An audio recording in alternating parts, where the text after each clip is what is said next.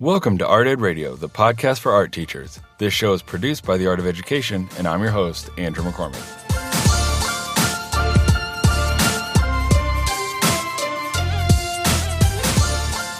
I think we can all agree that in polite adult society, there are a few things that we just shouldn't talk about. Money, sex, religion, politics. But as art teachers, I think we need to look at these mores and say, you know what? Screw that. Our students really aren't all that adult yet, and they definitely aren't very polite yet. I mean, shoot, look at the world we live in. I mean, who are we kidding? Look at social media, look at YouTube. Tune in to the daily smorgasbord that is the visual culture that our students inhabit, and you're going to see all types of imagery and depictions of things that we probably find troubling or unacceptable. Sex, drugs, and rock and roll. Violent video games and misogynistic stereotypes that degrade and devalue women. Unrealistic photoshopped ideals of masculine and feminine beauty. The visual culture landscape that our students navigate every day is filled with a million confusing messages. You know, what better compass than art to navigate this mess? In making art, students are allowed to play with troubling and confusing ideas and images. They're able to comment, critique, and solve some of their own ideas and issues through playing with these slightly edgy images. But if we allow this work, are we setting ourselves up for more trouble down the road? My God, man, think of the children. You know, let's call this what it is. A sanitized, infantile approach to the world that our students live in and to the art curriculum that they inhabit. That's censorship. When we say you can't make that piece of artwork because, X, Y, and Z, we're censoring our students. This is a very slippery slope, and we're going to discuss that today with Ian Sands. Hi, my name is Ian Sands. Most people know me from Apex High School, but I've recently left Apex High School. I'm now at South Brunswick High School in Southport, North Carolina. You know, Ian's been a big hero of mine for a number of years, and I was really happy to have him on to talk about how tricky censorship and choice can be. Censorship to me is something I try to not do with my students as much as I possibly can until I think that maybe they have crossed the line and an administrator or someone is going to step in. Without that fear, I'd probably let them keep going. If we allow students freedom to make choices in their own artwork, they are going to naturally bump up into ideas and subject matter that might make us squirm a little bit. Violent images, dark imagery, rife with emotions like anger, confusion, and sadness and isolation. Images that wrestle with sex and sexual identity, societal norms, stereotypes. These are some pretty heady topics, but ones that we shouldn't shy away from because they make us feel uncomfortable, or worse yet, we censor our students because of our own little scaredy cat censor voice inside of our head. What will the principals think? What will the parents think? Someone's going to get mad and I'm going to lose my job. Man, forget that. If the students are engaged and passionate about their work and making an interesting and critical stance on a topic, more power to you. I mean, full steam ahead. So that's really what's the heart of our conversation today, this slippery slope of censoring student artwork. This is especially troubling and problematic if we've set up our classrooms to allow for student choice. So I want to talk today about two big specific points, and then we'll get Ian on to talk some more. Number one, how do we decide when our students have gone too far? Where is this line? And then number two, how do we deal with those censorship-worthy offenses? So how do we know when students have gone too far?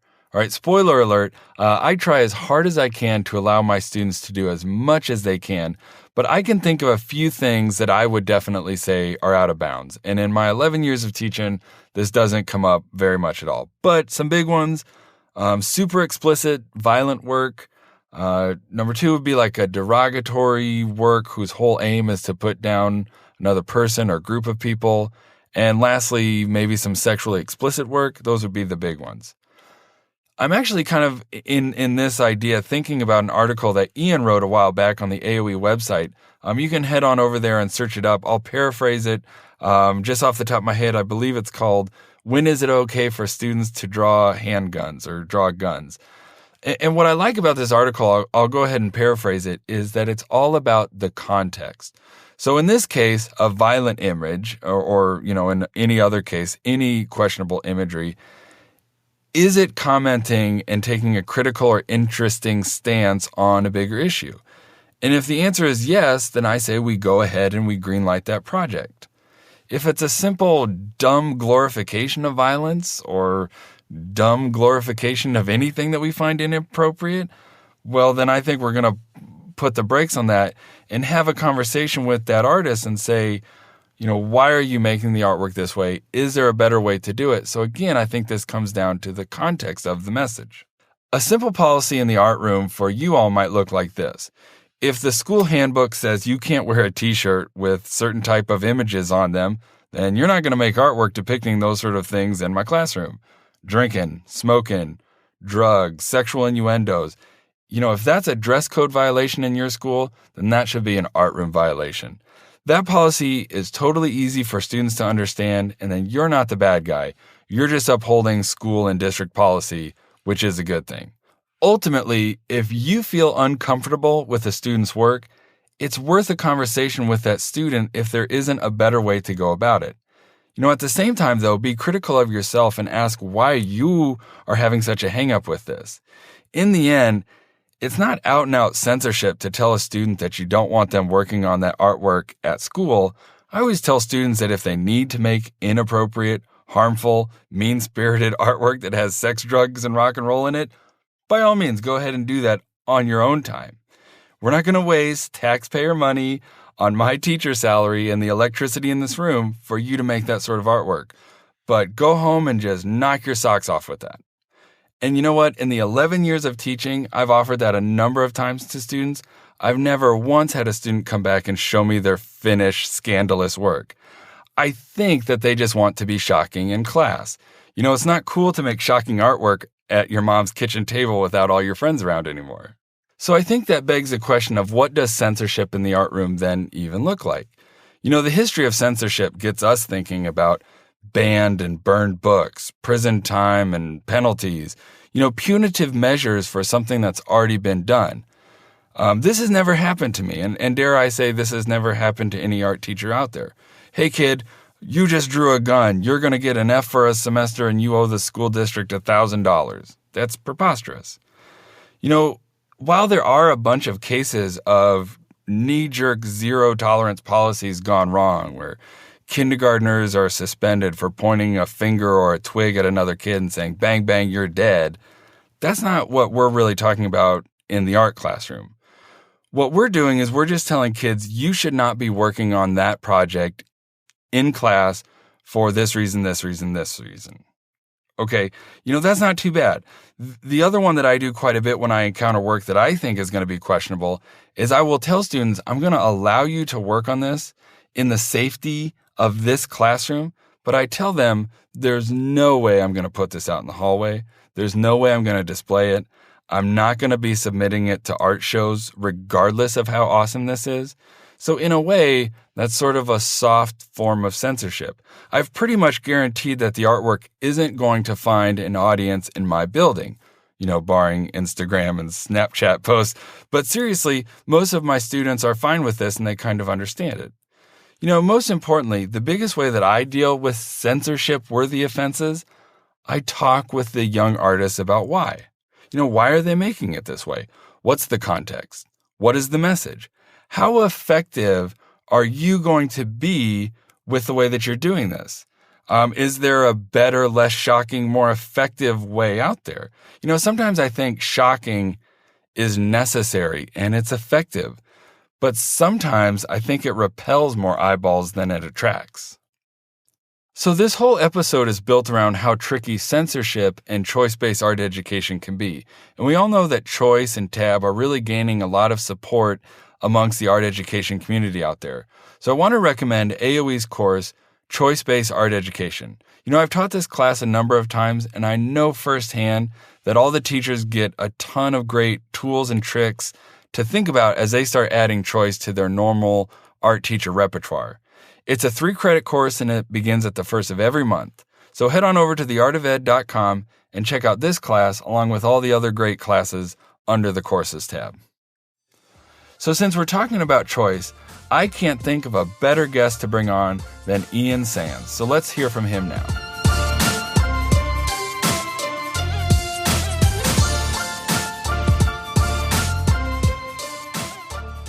All right, first off, Ian, I want to properly prop you up. You've been a big hero of mine in the world of TAB and choice-based ed, especially seeing someone who's been doing it at the high school level. You know, I saw a video of yours and discovered your website probably about 4 years ago, and it really started my transition over to a modified choice structure. So here's my first question to you. Speaking about student choice, have you ever had to censor student ideas and subject matter and expression as you've kind of let them kind of go their own way with choice? Very rarely. For some reason, the students seem to censor themselves. I'll tell you, I've had a couple of cases. I had a girl about 2 years ago who said to me she wanted to do, I think it was a photograph. She wanted to do a photograph of her friends' butts. And she was going to write something on, I think she was going to write cheeky. It was a text, I remember exactly now. It was a text art project. She wanted to write cheeky on their butts. And I was kind of like, I don't really think you should be taking photographs of them. And so she was really adamant about wanting to do it. And I kind of had to hem and haw a couple of days trying to figure out how I was going to get out of it. And finally I said, if you can get the principal to agree with this project, I'll go along with it. And so that ended that. And she ended up painting a butt, an abstract, and it kind of actually became an abstract painting and actually turned into something she became very more interested in than butts, which was the abstract concept. Yeah, that's a nice little like curve. So not only did they sort of self-censor, but they also maybe made a piece of artwork that was maybe better in sort of the evolution of that idea. Yeah, because of that, she ended up doing a painting. Absolutely. Yeah.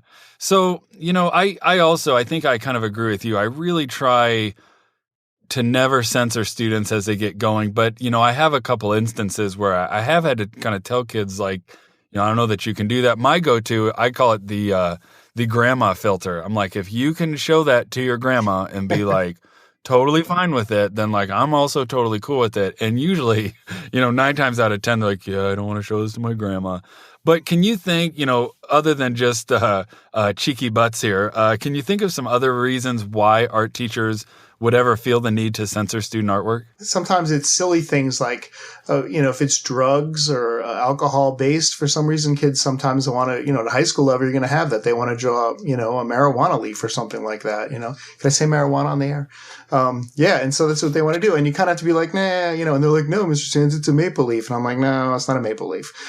So I kind of try to, you know, reel in that stuff. I guess if it's a policy of the school, like they couldn't come to school with a shirt that had a big, you know, Budweiser label on it or a marijuana label on it, plant on it, then I think those are the things I would censor. Right. And I think some of that goes back to like, you know, basically it's a black and white, you know, district or building policy that you can say, you know, we don't allow this in the school on your t-shirts. We're not going to allow it on artwork. You know, I've kind of, you know, the one that's tricky for me, you know, I think, you know, drugs and alcohol references are pretty clear cut, but violence is another one. You know, we live in this day and age where violence is everywhere. I've kind of had to take my students on kind of a case-by-case basis and say, I'll allow it if you are kind of taking an interesting stance or saying something interesting about violence and not just glorifying it. So I wonder, like, if you ever feel like you've had to kind of do like a case-by-case kind of scenario with students. You know, when I was in early high school, elementary, you know, middle school to early, maybe like 9th grade, I used to draw fingers all the time, my own fingers. I would look at the fingers and I'd draw them. And then when I got to the end of the finger, I wouldn't want to draw the hand. So I would cut off the finger, you know, and I'd show like the bone and the guts, you know, of your finger coming out and the blood dripping and everything like that. And it was like probably really violent if I think about it now, but it was like, it was just my solution for finding the end of the finger. Like, what was I going to do at this point? I don't have as much violent imagery, I guess, coming out of the high school as I think maybe a middle school or even younger, maybe the younger high school students will produce. But I do sometimes have to think about guns. So guns is one that comes up quite often. Yeah. So, I mean, how do you approach that? Like when kids want to draw that, paint that, I mean, where do you kind of draw the line on what's acceptable and what's not acceptable? I think it goes by a community. I've had this conversation with a couple of different people, and so you can have a community that's located near, let's say, a military base or a hunting community, more rural, and guns are going to be part of their, the things that go on in their life. So it might not be as violent for them to draw someone carrying a gun or they're going into woods to shoot a deer, where someone in maybe Chicago or New York City is going to be like, why does that guy have a gun? Like, if you have a gun, you're going to shoot somebody. That's the purpose of it. So I think community has a lot to do with it. Like you mentioned, also having what's the idea, what's the point behind it. I had a girl who did a picture of a gun. It was a really well done, high contrast imagery of the gun kind of like right in your face, and the person was holding the gun, but mostly you just saw you're just staring down the barrel. And she was making a statement about gun violence. And I thought it was a fantastic piece. And one of the other art teachers I worked with was like, you can't put that on the blog. You can't put that on the blog. You can't have like a gun on the, and I was like, but it's such a good piece. And then later during the week, actually I did put it on the blog. There was a shooting at a school. And it made me reconsider going back, and I took the piece off the blog after that because I was like, it was kind of a situation where it wasn't appropriate any longer. Yeah, that's really interesting. I mean, I think sometimes our students live these lives that are more rich with sort of experiences, and then we kind of want to sanitize and whitewash it. If a student is making a critical stance or grappling with something, it becomes a lot more tricky for teachers to deal with it. I would never say that you did it wrong or right, but I can kind of feel your pain on like whether you put it up or then take it down later. So how did the student take it when you told her that you had to like take it down or that you did take it down? I don't think I even brought it up to the student that I had done it. It was just something that I thought was the right thing to do based on the circumstance of what had happened.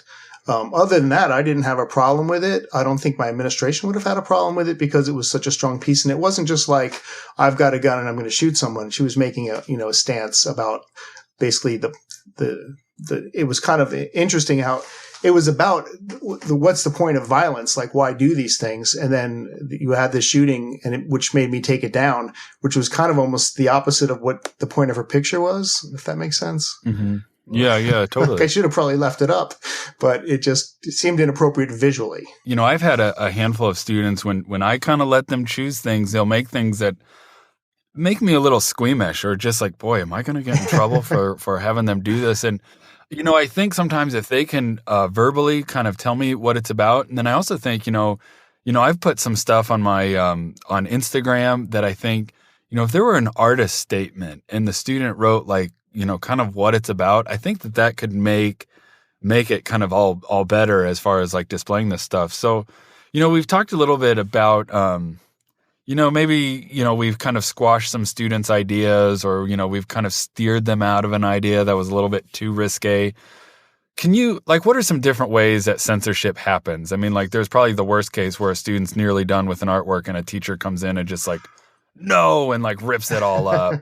And then there's probably more subtle ways. So what different ways can you think of censorship happening in an art room? I'll give you a great example, I think, of censorship that happened that probably was totally accidental. We had a student that was a senior, I think he was a senior student, and he did a self-portrait, a very large self-portrait of himself, basically picking his nose. And picking his nose wasn't the problem, but he was using his middle finger to pick his nose. So the principal came and was like, that kid's flipping the bird. And it's not what he was doing. He was picking his nose. So the principal said, it was hanging outside the media center.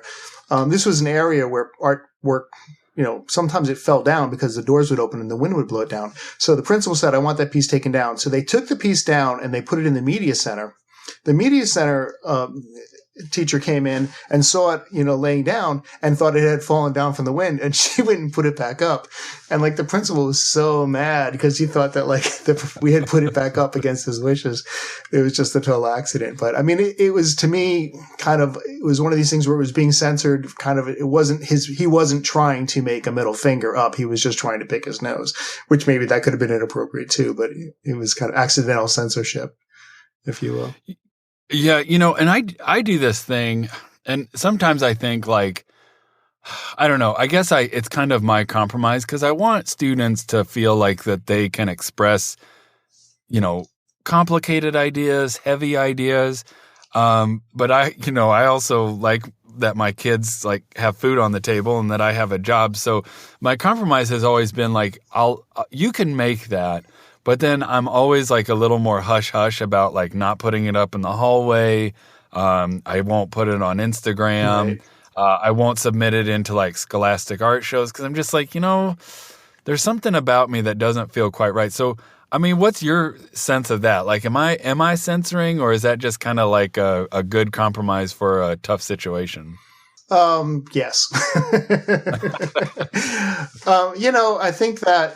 I think it's an interesting way to, I've done that myself. Like I'll let the student do it, but I know I'm not going to be able to hang it up. I have another example. I've had a student who did a great piece.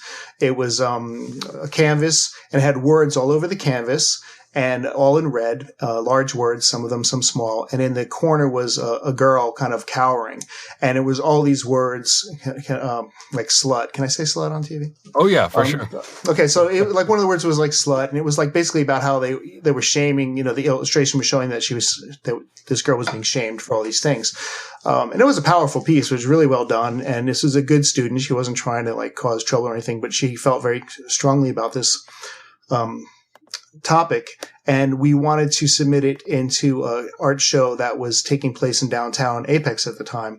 And they rejected the piece because they said, well, we have families that come in and we just feel like the words on it and there's going to be kids there and they're going to see it. So they actually censored her piece, but I submitted it anyway. I thought they should have shown it. I thought it was, like that was probably the worst word that was on it, but you get the idea. Right. Well, and I think, there's a difference between, and I don't know all the details of this story, but, there's a difference between censorship and then just like, we didn't feel like this was right. I mean, I guess, especially if it's almost more of a competition or an honor to have your work up, a business or an institution can just say, this artwork isn't for us, but thank you for submitting it.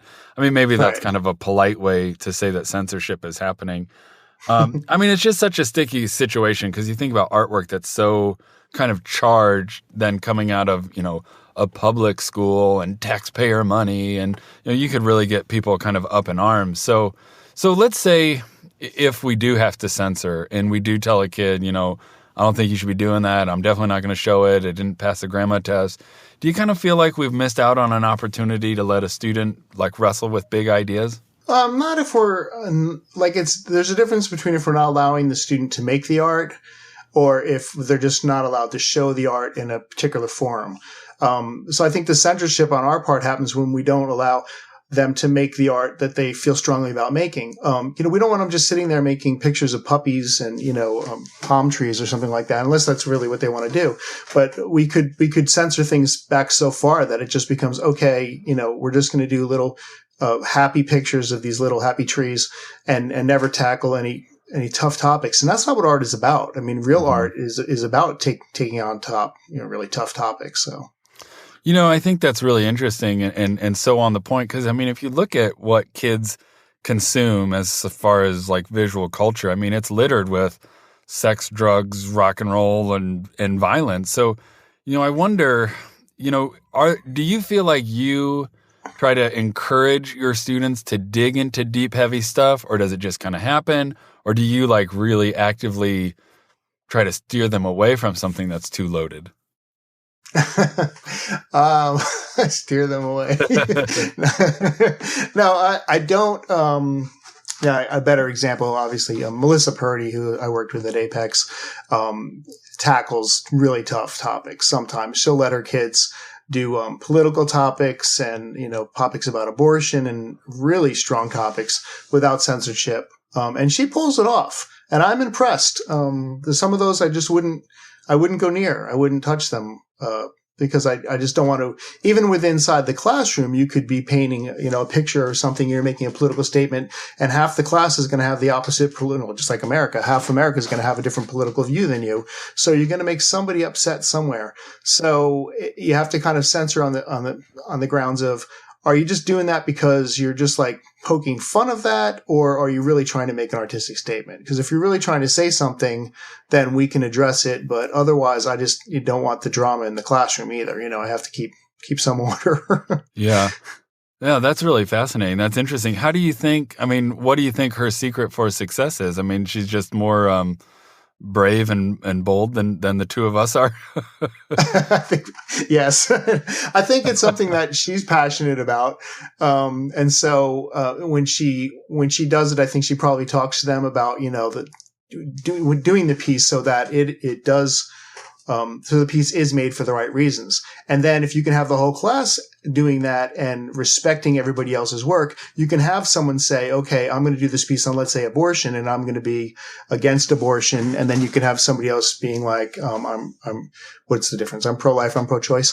And then have them both respect each other's opinions. And then they can both create the art, as opposed to, well, I'm going to do this piece and it's kind of like, just out there just to rile everybody up. It's a difference.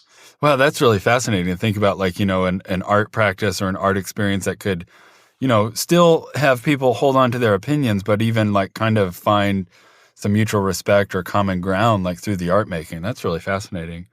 So let me ask you kind of one final question here to wrap up. And maybe this is something that you have to apply to yourself, but I almost wonder if you could kind of, for all teachers out there, do you think there's kind of a good stance for teachers to take on questionable and inappropriate subject matter? I mean, is it like sky's the limit? On the flip side, is it totally banned? Or is it kind of a good opportunity for us teachers to talk to students about expression and communication and how effective that can be? From the teacher's point of view, yeah, I think the teacher has to be comfortable with it. Different teachers are going to be more comfortable with different things than others are going to be. And it can be even more sensitive to the teacher. So I think you want to allow, some of these things to happen because, like I said, it happens in art. At the same time, you've got to make sure that if you're feeling uncomfortable as a teacher about it and you feel your administration is going to be uncomfortable about it or another parent's going to be upset about it, you still have to remember we're teaching children, right? They're not professional artists that are over the age of 21. So at some point, we sometimes need to say, oh, that might be a little, is there another way we could do that? Is there another way we could create that piece without going from this angle or something like that and work with them? All right, man. You had so many good answers. Great job. And I think this might be our first PG-13 episode with the sex, drugs, and rock and roll references. So, hey, but that's what happens in high school. So that's it. Yep, totally. Well, hey, Ian, thanks for coming on today, man. I really appreciate it. Well, thank you for having me. Thanks to Ian so much for being on and sharing some great stories about what could be seen as the tough side of choice when teachers have to step in and say, no, I don't think you're going to do this. Call it censorship, call it pushing students to be more sensitive, nuanced, and hopefully, ultimately, successful in getting their work to communicate. There are times when we as art teachers need to step in and do this. But tread lightly. Avoid blanket statements and ultimatums, as dealing with difficult and troubling subject matter and ideas in art is actually a great way for students to deal with those issues. Again, I think this keeps coming up. Let students go for it if you're on the fence. What's the worst that can happen to you? A stern talking to from your administrator? An upset parent? These are actually moments and opportunities to educate the public about the power that art has to speak truth.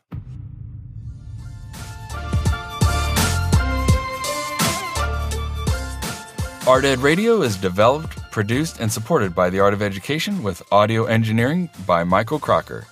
If you dig what Tim and I have been doing lately with the show, do yourself a favor and head on over to artedradio.com and click the I'm a Fan button, and you'll be added to our list to receive advance updates on cool guests, new podcast episodes, and even some possible AOE discounts for our great fans out there. New episodes of Art Ed Radio will be released every Tuesday, and additional content can be found under the podcast tab on theartofed.com. Thanks for listening.